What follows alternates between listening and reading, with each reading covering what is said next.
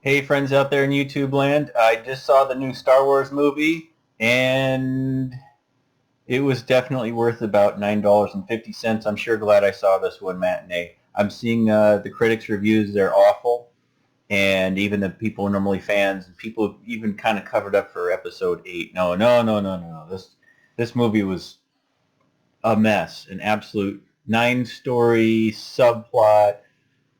So I'm going to just cover it real quick. Spoilers ahead. If you haven't seen the movie, uh, don't even bother.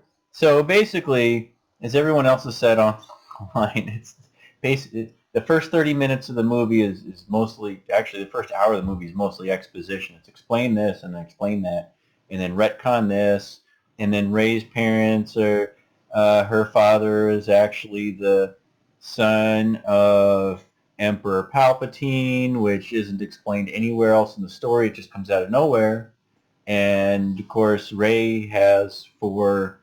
She's going to have two grandfathers and two grandmothers, and no explanation for the rest of it. But that's fine. Anyway, that's why she's supposed to be so powerful with the Force, even though Anakin Skywalker is more powerful, and for all we know, probably Kylo Ren's probably more powerful. But what I hated about the film is also kind of what I liked about it, which is that they go from planet to planet, and it's they really should have warned you ahead of time. It's kind of like a documentary where they show you, the buffet of 10,000 planets, and they're really on desert planet after ocean planet after jungle planet. Someone tried to come up with a list of all the Star Wars planets, and um, they don't list them all. But it starts out on Ajan Kloss, which is where we see Leia and Rose and the rebellion are all parked there, and who knows why or what they're doing, but they just have a bunch of scouts or something. So there's no reason for them to be there except that Mary Sue is doing some kind of weird Jedi training where she runs around and then she gets distracted somehow and can't even keep up with her little droid. And of course, it's the little ball droid from Episode 4, the original Star Wars, and why they're still training that way, I have no idea. Um, but she gets distracted because of something that Kylo Ren is doing, and it makes no sense. But they just decide to do it. And by the way, all of a sudden, for no reason, they have to fly off to another part of the galaxy. So it's kind of like those old spaghetti westerns where they travel off to this, ranch, and then they have to, oh no, they discover something. So for no reason, they have to get back on their horses and ride over to the river bend, and then they have to travel over to some farm, and then they got to run back into town for some reason, and they've got to chase some guy across town. And that's pretty much how this movie works out. It's a $300 million space spaghetti western, and I'm going to stick by that. That's what I'm going to call it. Episode 9, the space spaghetti western.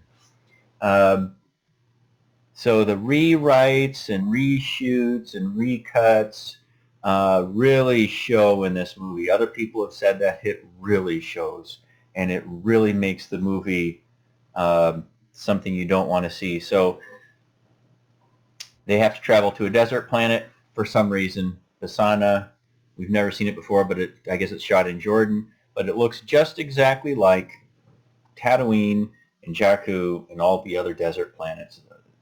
They all have pretty much the same thing. They find there's a big celebration that happens only once every 42 years. Why the 42 years? Because it's the 42-year-long Star Wars saga. So they get in a big canyon chase. There's no reason to be in the canyon chase.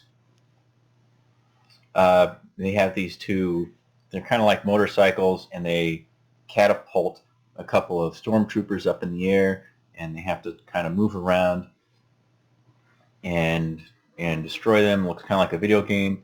The whole plot's basically like one of the old 1980s 8-bit role-playing games where it's just kind of a fetch and grab story. They have to get this holocron, and then they have to go to another planet and get another holocron.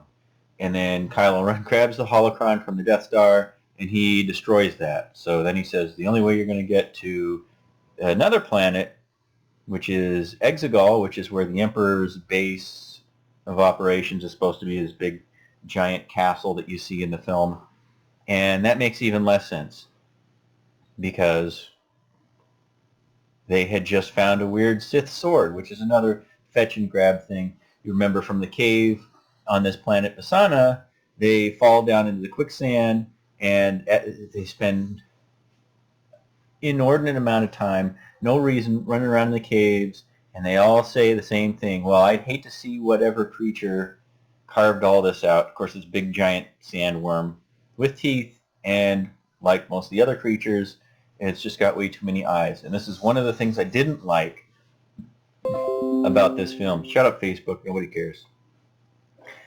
That in the other Star Wars films, characters are completely brand new, totally creative, wonderful, interesting. In this one, it's always some existing creature, Earth creature, with some extra eyes. Then they have a camel at the end with some extra eyes on Tatooine. And then they have, which you don't see anywhere in the animal kingdom anywhere, except for spiders and a few very simple life forms that don't have a brain complicated enough to process information from lots of different directions, so spiders have to have lots of eyes. Flies have to have a big compound complex eyes because their brain is too simple. So they can sense motion.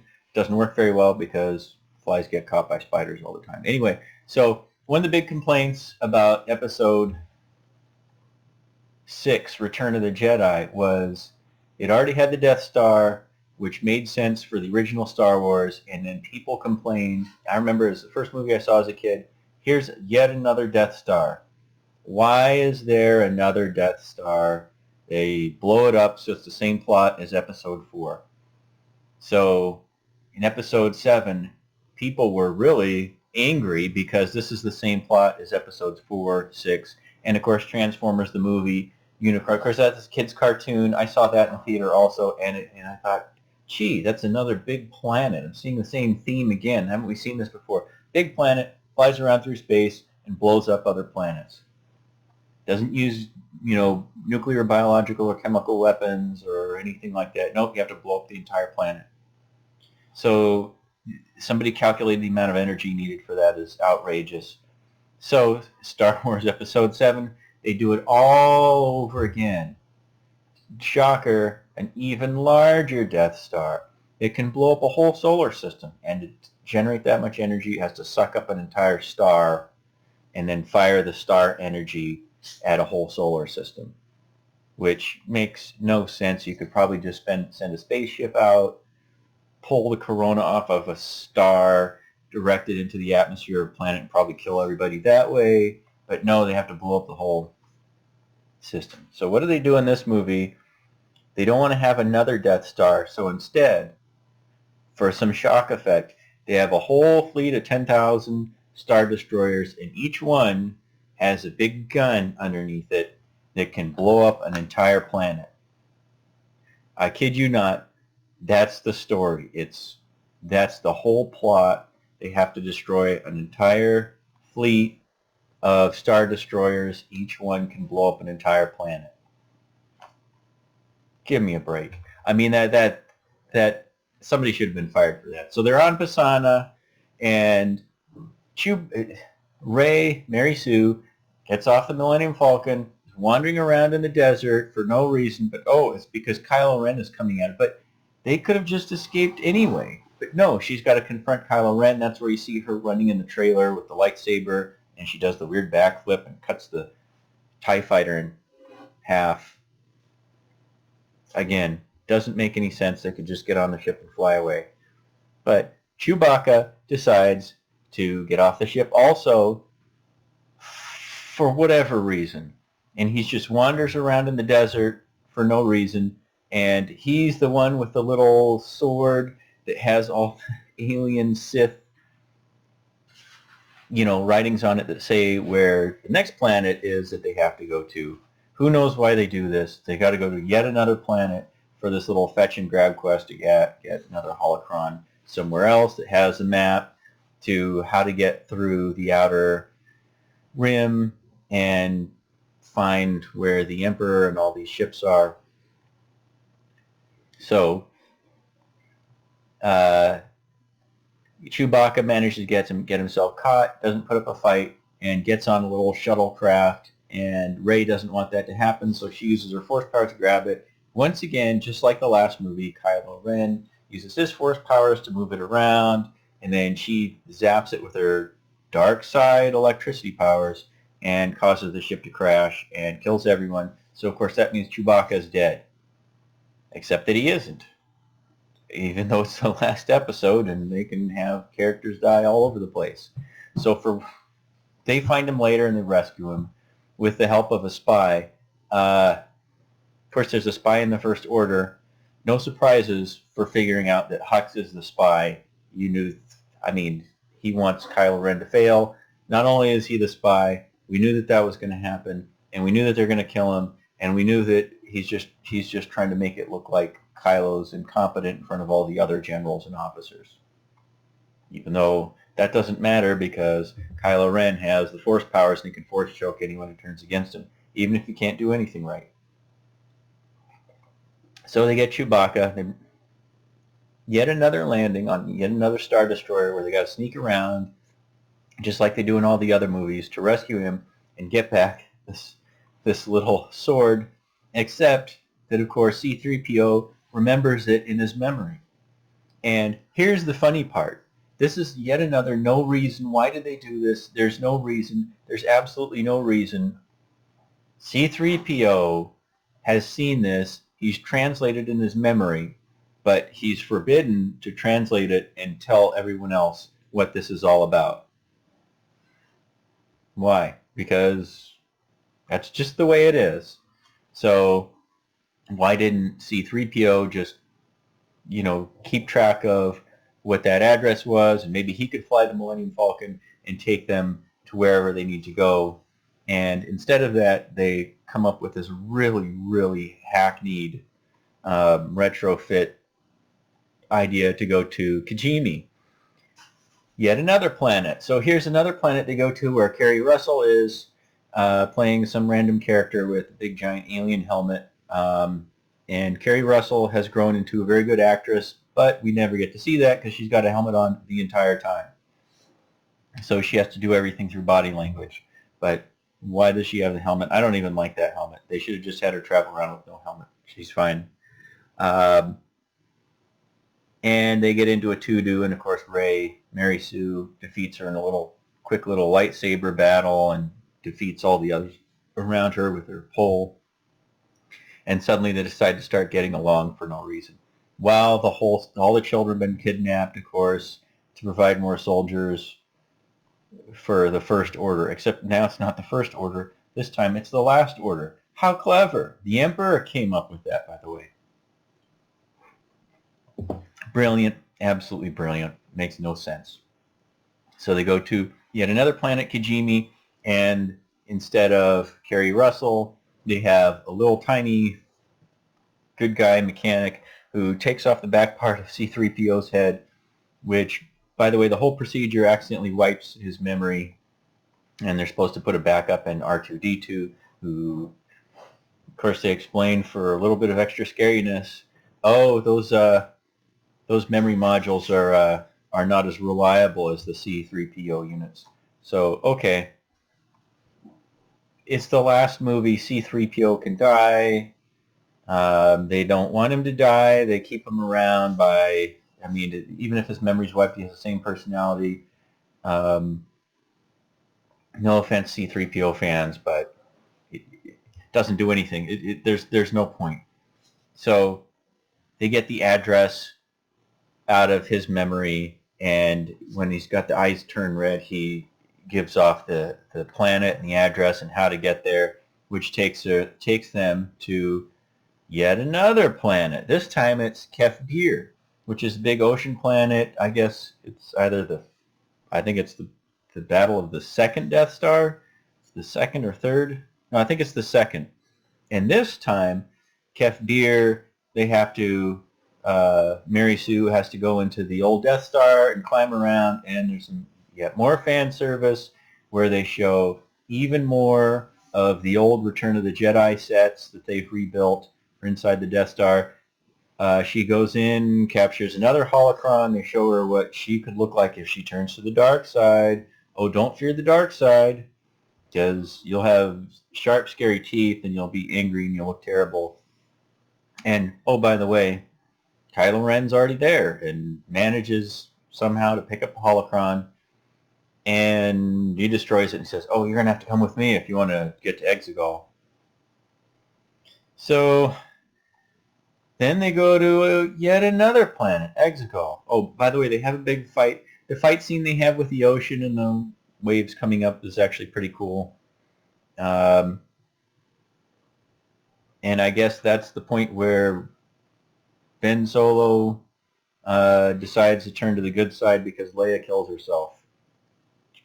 Again, makes no sense. And so Han Solo comes and visits him in ghost form, except he's not glowing, gives him a hug or something, and that's how he converts to the good side. Total nonsense. Somehow he manages to get another ship, and somehow all of the bad guys in the First Order, which will soon be evolved into the Last Order, somehow figure out that Kylo Ren has now turned into a good guy, even though he could just put his hat on and they wouldn't see all the goodness in his face.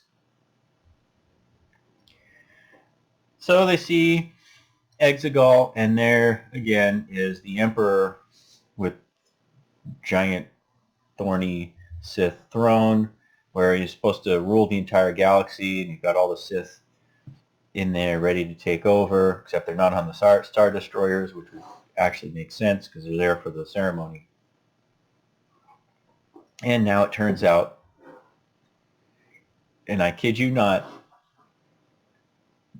he's on this life support system, and what the Emperor wanted was to have Rey kill him so that his soul would go into her body, and then he's saying, well, you'll rule the galaxy. Well, you won't rule the galaxy. You'll just be controlled by the dark side and the Emperor's ghost and all the previous Sith before him, and 10,000 starships, each with a crazy cannon.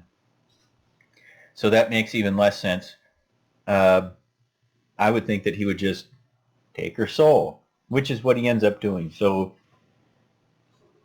he uses his power because he's got the dark side, and he basically knocks them both out and sort of kills them or knocks them unconscious, but Ben Solo comes back to life, and as soon as he gets up, the Emperor, blasts him into a hole where, of course, you don't see him die, so he's going to come back, and then you see Mary Sue gets up and with all her Jedi powers defeats the Emperor pretty quickly because she's got all the Jedi in her, and it's always been that way. And that's why she doesn't need any training and can defeat everyone easily and doesn't have to try hard. And she's just Jesus in this movie. She's Jesus, E.T., and frickin' Indiana Jones all rolled into one. And she just has all these powers. And it again, doesn't make any sense, but somehow he gets blown up with his own force lightning, and but that's too much for her, so she just dies. So then Ben climbs out of the hole, the old climb out of the hole routine to show that you're not actually dead, and he manages to crawl his way up to her and brings her back to life. And then, again, they each have a family tree, and the family trees have not been fully explained at this point in the movie for Rey. Only the Emperor as the grandfather, and then everyone else is, who the hell knows who they are? Who are they related to? So do they share some grandparents? I don't know. But when I saw these two kiss, it wasn't just a little brother-sister kiss on the cheek kind of thing. It was a full-on, passionate, I was expecting to see tongue flying out and all, heavy, hot, and bothered and stuff. And I'm just like, I don't want to see this. It just goes on and on and on. I'm like, oh my gosh, this is worse than Luke and Leia. So, but Ben dies, of course, because he put his spirit into her to bring her back to life. So now he's E.T. and Jesus and frickin' Indiana Jones all rolled into one somehow. And something I really disliked about this was we've been waiting 3 movies for the Knights of Ren to show off how badass they are, and they're basically just stormtroopers to sell some extra toys. Because who wants to go out and buy stormtrooper toys? I don't expect. I thought the Knights of Ren were supposed to be really cool. There's been all kinds of talk about what they were going to be and what they were going to do, and they were going to all be cool as Boba Fett and have all these special abilities and grappling hooks and special lasers and force shields, and who knows? Maybe they were, actually little Sith in training or something like that. They all suck. So anyway, by himself, Ben Solo takes them all out with one lightsaber. Because why? Because they need to move the movie along. And this is the kind of thing where 30 or 40 minutes of exposition eats up all the time you have in your film. So at the end, instead of having the Knights of Ren be really cool bad guys where each one has special abilities and they could have done something. And by the way, they're the Knights of Ren. Why is it that they see him and all of a sudden they're like, oh, he looks like a good guy now. We better go kill our old master. Why don't they join him? They could have had a battle royale with the Knights of Ren against the Emperor's Guards, and that would have been cool. At least it would have been the end of one of the James Bond movies. So that was another lost opportunity. I lost track of all the planets they went to. Again, it makes no sense for her to just fly to Octu and strand herself there, and then she burns the TIE fighter for no reason.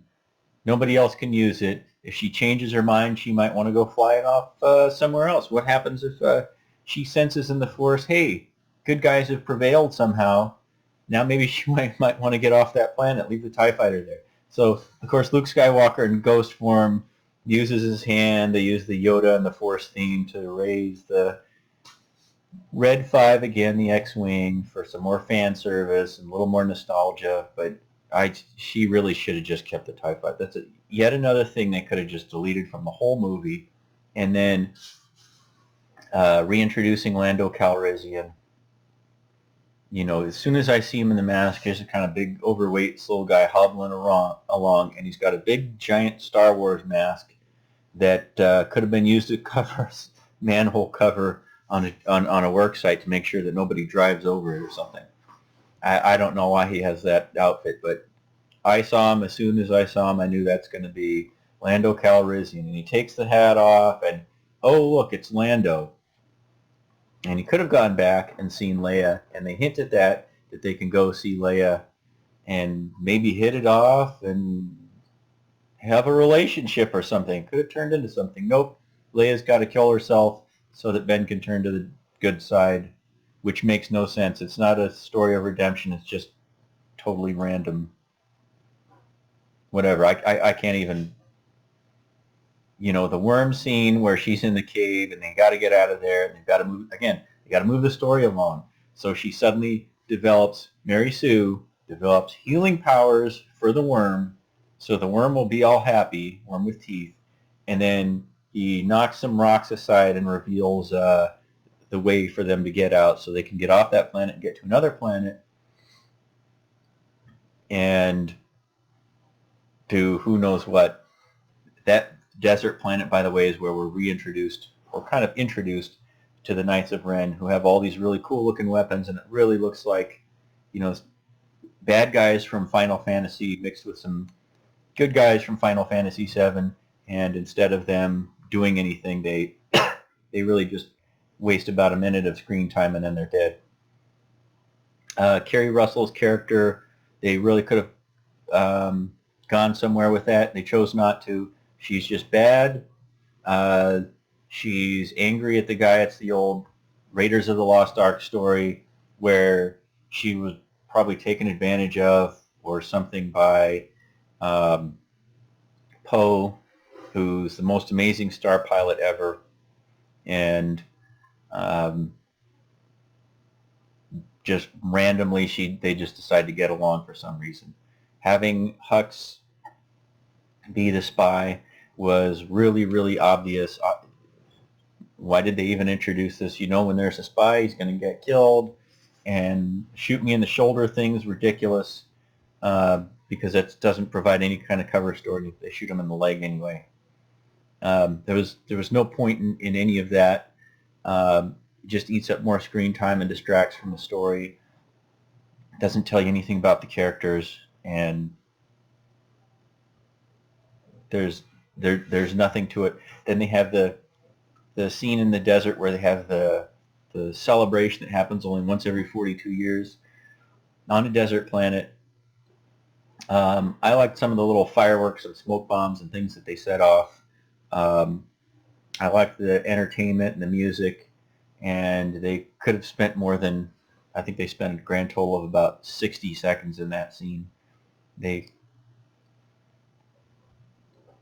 waste tremendous amounts of time in the desert, just kind of talking about things. Then they find the other stormtroopers on another planet who have escaped the First Order, and they have these horses.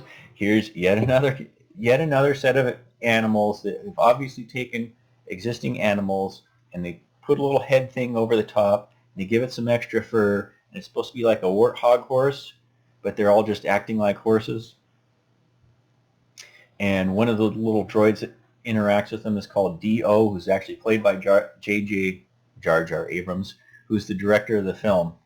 And that character doesn't need to be there. And oh, by the way, once again, another oh, by the way, they have D.O., the scared little droid, suddenly realizes he has yet another map or an address or something to get to yet another planet that they have to fly off to. Which makes even less sense. I did like Lando in the Millennium Falcon, but again, he's probably in the movie for a total of about 2 minutes.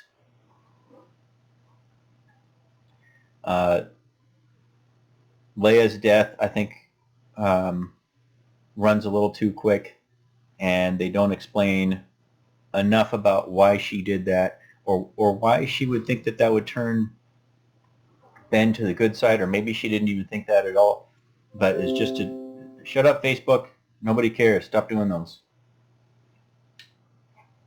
Facebook does these updates and makes this noise on my computer.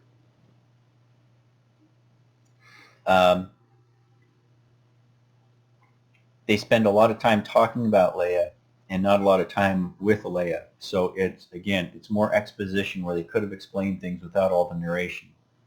And oh, by the way, yet another little bit of backstory that led to nothing, probably some scene that they cut out, is that they were training, Luke Skywalker was training Leia to be a Jedi, even though Leia said in Return of the Jedi she didn't want to learn to be a Jedi. She didn't want to know about any of those things. She's kind of scared of the Force and whatever it is. It's a big mystery. But, of course, in this movie, they do digital CGI characters. So we have young Luke and young Leia, and he's teaching her. And, oh, by the way, Leia made a lightsaber. Why? What does this have to do with anything? It's so that Ben can throw away his dark side lightsaber, suddenly become a good guy, and now he's got to have a lightsaber of his own, so he gets Leia's lightsaber. But too bad they destroyed Anakin's lightsaber. Why don't they just make a bunch of lightsabers and have like a little satchel or something with some extra lightsabers? So anytime something comes up, oh wait, I really need to have a lightsaber right now. Why don't I just pull out an extra? I mean, they can't be that expensive. Why would you risk your life? You're going through a galaxy far, far away. Anyway, you see the movie, see it in matinee, the cuts, the reshoots, the rewrites, all of it really, really wears you down, and it's pretty clear. I think that everyone who's talked about this film and everyone involved in the film knew that the cuts and reshoots really ended up eating into it. I can understand the critics having low scores. I'm looking at the audience reactions, and they're pretty much the same as mine. This is something where they should have just put this off until next summer, rework this out as, you've already spent $300 million on everything. Work it out, have it come out May Day or something, or Mother's Day weekend or something. Anything but this. This could have been a great movie. Special effects are amazing. Music is amazing. Ian McDiarmid is really good in this, as usual, as the Emperor. The acting was actually, most of it was really good. Some of it was kind of wooden, and I think Mark Hamill's role is a little bit rushed, and it looks like it was cut down a little too much.